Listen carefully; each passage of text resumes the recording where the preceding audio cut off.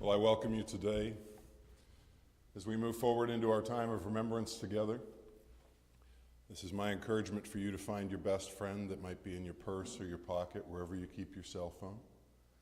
Put it on silent so that it does not disturb us as we move forward into our time together.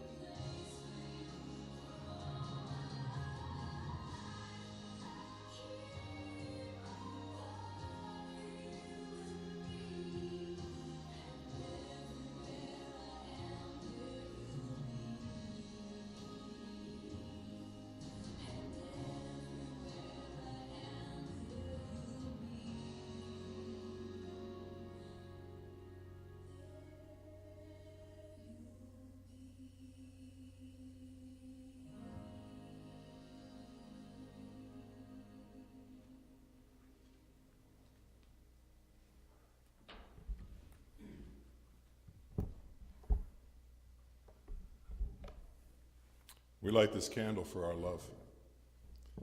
We light this candle that your light will always shine. We cherish the special place in our hearts that will always be reserved just for you. We thank you for the gift that your living has brought to each of us. You are loved. You will long be remembered. Wendy and Wayne.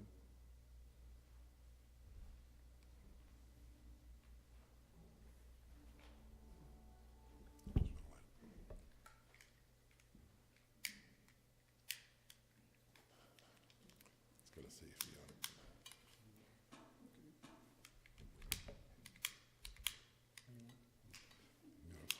There you go. Dad sent it. That's right. That's right. Exactly. One last from Merv. A couple years old. Thanks, guys. Yard sale. Thanks. Thanks, guys. Well, I welcome you again today. My name is Philip Smith. I'm honored to be the funeral celebrant. As we gather our hearts today to remember Mervin George Misselbrook. But I'm sure he'd be fine if you just called him Merv. And as we join our hearts and lives today, we celebrate this life that he has lived and lived so well. We welcome each of you today, those here in our presence, those joining us over the miles. We welcome you and we invite you to join your hearts together with ours to celebrate the beauty of this life together. And on behalf of his loving family, his loving daughter Wendy and her partner Gary, his loving son Wayne and his wife Gail, his loving grands Brandon, Mark and his partner Maddie, Amy and her partner Matt, Carrie and her partner Nate, his loving great-grands Ella, Leah, Jack, and Luke, his loving siblings Marge, Bernie, and Brian, as well as those they love, along with all those that would make up this extended family tree. The in-laws, the friends, the companions, the co-workers, and neighbors throughout the journey of Merv's days. Our memories today also encompass those that Merv loved and have gone on before. His beloved wife and his dance partner for a lifetime is Margaret. His brother-in-law, Alvin, who have journeyed on before and are now reunited with Merv once more and for eternity to come. When someone we love leaves our daily walk, we all have to catch our breath. Focus on the memory of what was, acknowledge what still may have been, and find the small moments of gratitude for the time that you had shared with them. And I know without doubt today that each life that would walk this journey by Merv's side, be it for a lifetime as his siblings, or as his own children, or those that he would call friends and companions, Merv would live a life well worth holding gratitude for. And as we move forward into this time of remembrance, the family would like us to enjoy one more piece of music as we begin. Perhaps you might also take this moment as a time of reflection. Think of some of those things in your life that Merv's life brought gratitude to yours for as we listen to this piece today.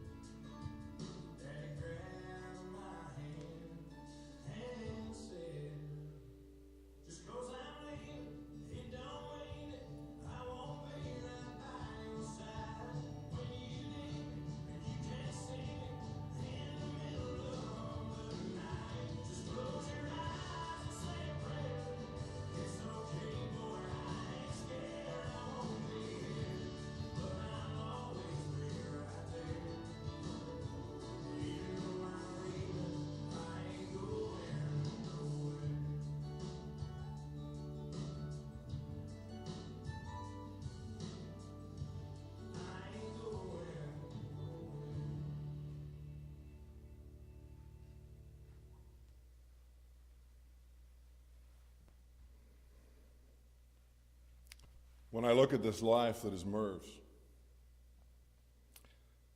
it reminded me of a quote that seemed fitting. It simply says this: "At the end of life, what really matters is not what we have bought, but what we have built. Not what we have got, but what we have shared. Not our competence, but our character. Not our success, but our significance." And from the very first moments that would see Merv welcome to the love of his parents' arms on that 17th day of June in 1934, in the bustling metropolis of Kelvington, Saskatchewan, apparently Canada's self-proclaimed hockey factory, the home of our very own Wendell Clark, way after Merv had left town, among others. It's a small spot on the globe with a population of under 1,000, and I'm certain far fewer in Merv's day. He would be the first of 4 children to be welcomed to the Misselbrook family table in those years. Those early years would no doubt build into Merv the willingness to work hard and in time even find the strength within himself to leave that sleepy little metropolis behind, plopped into the thousands and thousands of acres of farmland that surrounded it. He would make his journey here to us in Ontario, more specifically to Oshawa as a teenager, and call it home for the next 70 years of his journey. Those early years would see him welcomed to the core of men who would keep GM the proud and powerful brand it was in those years and well beyond. And Merv would focus on a couple things in those years. The first being the time that would occupy his hours of the week that he would dedicate to the motors. But when it was the weekend, he would find his Saturday best and make his way to that swinging spot that they called the Red Barn back in the day. Well, they still call it the Red Barn. They just play bingo there now. It would be at the barn that Merv would first spy the lovely Margaret. And I had the opportunity back in 2021 to ask Merv to tell me how he felt in that moment when he first saw her. His answer was as honest as any I've ever heard. I saw that girl and I knew I wanted to dance with her. And while some might have been eager to just rush in and see if there was even the faintest hope of a love connection in that first sighting, Merv would play the longer game. He would find out where she lived in town, and he would make the stop to the family farm to make another introduction. He would visit that farm several times, it would seem, and it would seem that Merv would be a very helpful young man around the farm for Marg's dad. And with his mechanical know-how and his interest in young Marg, he would become a valued hand there in short order. And then they would dance. They would share a night with the music and the moments filling the room. And what would have begun a little while earlier as a casual glance across a crowded dance hall would see them find the love in each other's arms for the next 64 years of their journey shared and treasured. They would marry in 54 in Kinsale, a pretty little church there. And then it would be the newlyweds rolling out west for a honeymoon in the company of Merv's family in Saskatchewan. No doubt meeting 400 of their closest friends on that trip, I have no doubt. I'm certain that that trip had its moments of romance, if not privacy. And when they would arrive back in Brooklyn, they would make home in the duplex on the family farm, with Marg's sister and her husband on one side of the wall and she and Merv on the other. And they would begin to create their own buds on the family tree. For Marg and Merv, they would open their lives to the arrival of Wendy in 60, and Wayne in 64. And the Misselbrook clan would be in full swing. They would sever off their own piece of land from the Brunton farm. They would begin not only to create a life and a homestead for themselves and their children, but for the decades that would follow and the generations to come. For Merv, the years at the motors would continue in full swing. He would also become what some might interpret as a hoarder of sorts in those years. He would often find himself in possession of a motorized something or other that might need repair, And so in Merv fashion, he would bring it home. And then in order to repair it, he would drag home 4 more of the same thing in order to have a parts bin for that one particular item. It's a good thing that the property was big enough, because I'm told it was a pretty regular occurrence for Merv. The problem wasn't that he wanted to fix the things and make them usable again. The problem was that something always came up that was more important than fixing those things. That something more important would usually be a call from a client for his sideline business. As the proud owner and operator of the local honey wagon in Durham, that septic pumper that Merv would welcome to his life as a bit of a side income and just some fun. You could say he was number 1 in the number 2 game.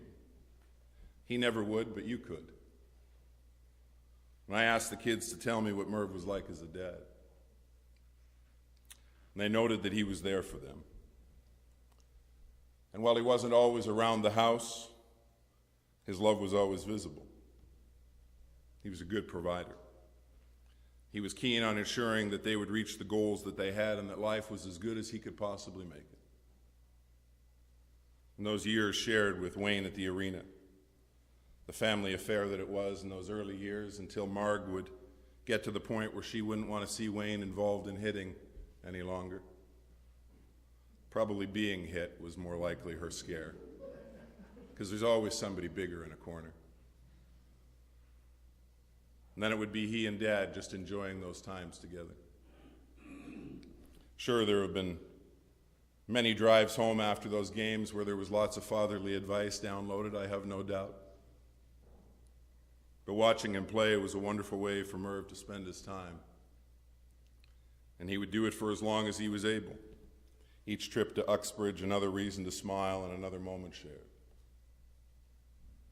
And holding down the fort, that selfless partner and his loving wife is Margaret. Her caring heart every second beat of the home that they would build together. Her skills in the kitchen kept each member very happy over their years as well. Yes, she would harbor a dangerous drifter for a night, but he seemed like a nice man. Nothing happened. It was okay. And then when they would journey from the homestead, it would usually be to see family. Merv and Marg up front as they would drive out west, each one enjoying the sights and the scenery of Saskatchewan.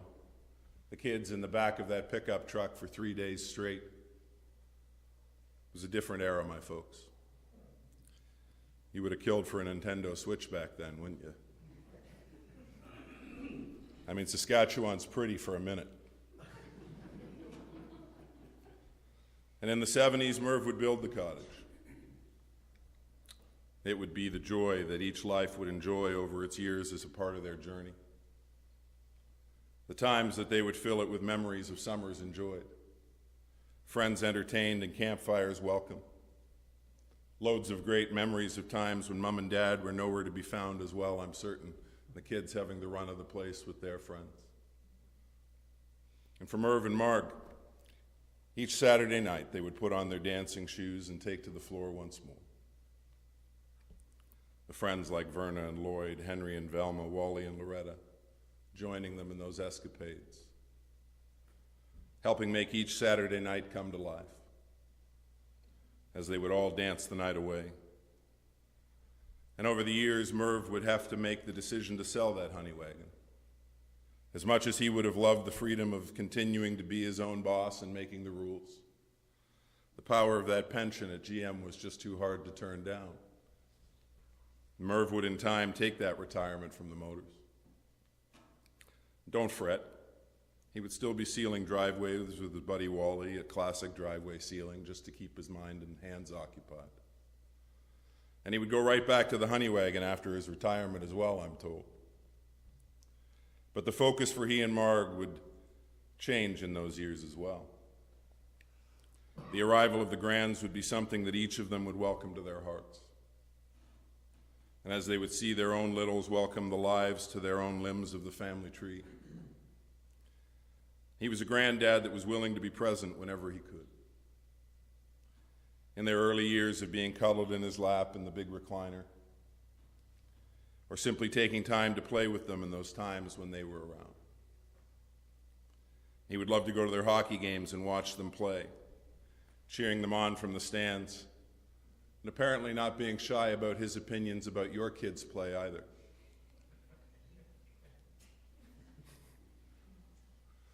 Is that politically correct enough?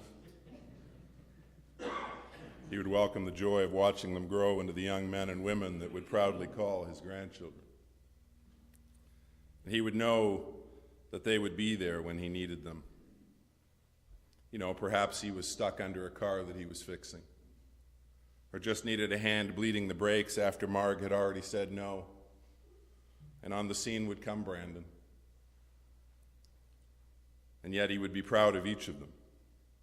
He would love the moment shared with each one, the welcome for a Sunday dinner or a Christmas meal shared together. The joy of watching each come into their adult journeys and creating new elements to the extension of this legacy that was the life of he and Marg. By welcoming their loving partners, Maddie and Matt and Nate, to this journey as well. Along with the great-grands that he would witness to and share in the joy of over these last several years. And Merv would love this life, my friends. He would love the joy of watching his Leafs come to life for another battle on ice on a Saturday night. Reminder of his own years on skates and his own love of the game. And while he would love to watch hockey, he and Marg would also love to share that riveting sport of curling as well, whenever it was being broadcast on television. I have no idea how many curling tournaments are on TV every year, but I'm sure there are a few. He would love the country music that was the backbone of his joy. The welcome of the originals like Reeves and Cash and Loretta Lynn, along with some of his local favorite groups, Carl Leach and Doug Hill and Gary Peters, some of our Brooklyn top five, who would help he and Marg dance each week away for years on end. And while the Red Barn may be a bingo hall now, the likes of Kinsale and Woodville would do just fine, thank you very much. They would include Carl and Marg were along, well, all the better. The nights filled with cards or a Sunday drive would see them at the local casinos along the way, with those friends that had shared the balance of this journey alongside to make it all perfect. He would love the times that he and Marg would get to enjoy some time in the warmth of the Florida sun over the years, or a quick journey to the beauty of Texas. It's like Saskatchewan without the green. And he would love the morning cup of coffee with his buddies at the Timmy's down the road. Those times to share the fish tales that have been heard 1,001 times. Or to note how different this generation is. And to simply be friends. And he would love the beauty of the buds that he and Marg would call their own children. The joy of watching them as they would develop into the wonderful people that brought pride to his heart to have called his own. The wonder and welcome of those lives that they would in turn share with he and Marg and level up their status from just parents to grand and then great-grandparents as well. And his Marg. The wonder of his life for some 64 years side by side and cheek to cheek. Not simply the mother of his children and the best pie maker he had ever met. Her raisin pie would be his favorite.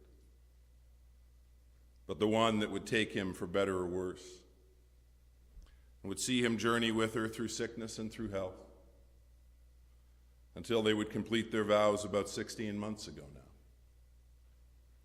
And Marg would journey on to prepare for his welcome. A welcome that, if we are honest today, Merv longed to feel once more. And as he would find a new normal to his days over these last several months, and some frustration at realizing that all his 8 tracks had been donated, and now he was going to have to throw a dance party in the hallways of Taunton Mills some other way. I'm sure the staff are very grateful, Wendy. And with a year in the rear view for Merv, he would find himself in need of care as well.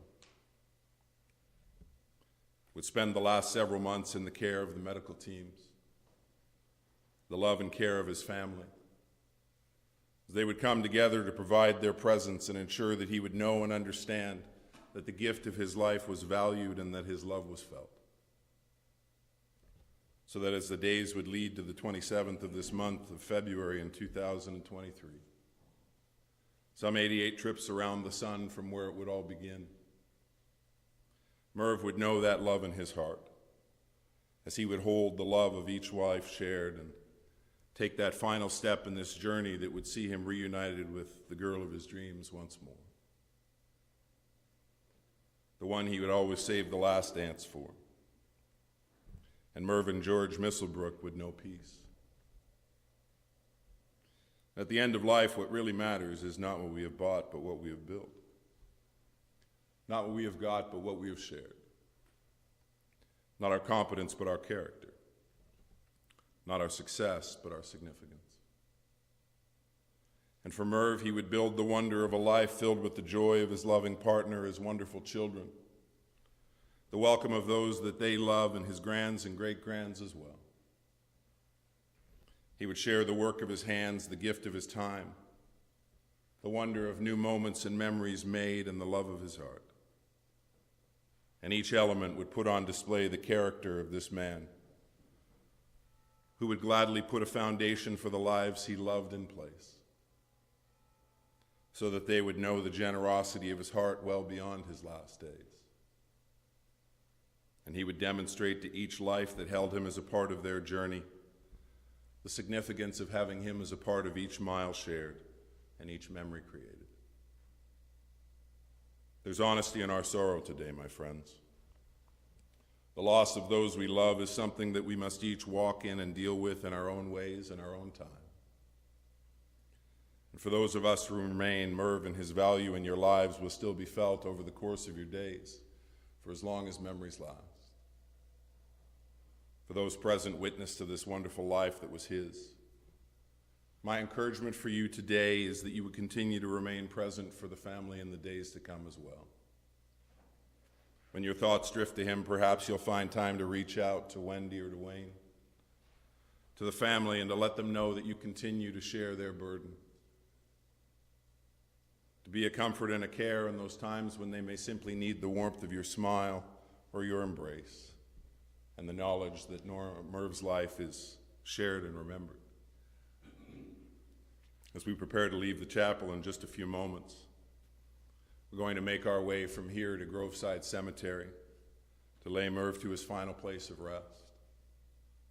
And as we do prepare to make our way today, I'd like to share two final things with you: a reading and a song, both dedicated with love to Merv from his family today. The poet writes these words: "You can shed tears that he is gone, or you can smile because he has lived. You can close your eyes and pray that he will come back, or you can open your eyes and see all that he has left. Your heart can be empty because you can no longer see him, or you can be full of the love that you have shared. You can turn your back on tomorrow and simply live in yesterday, or you can be happy for tomorrow because of yesterday. You can remember him and only that he is gone, or you can cherish his memory and let it live on. You can cry and close your mind, be empty and turn your back, or you can do what Merv would want: smile, open your eyes, love, and go on."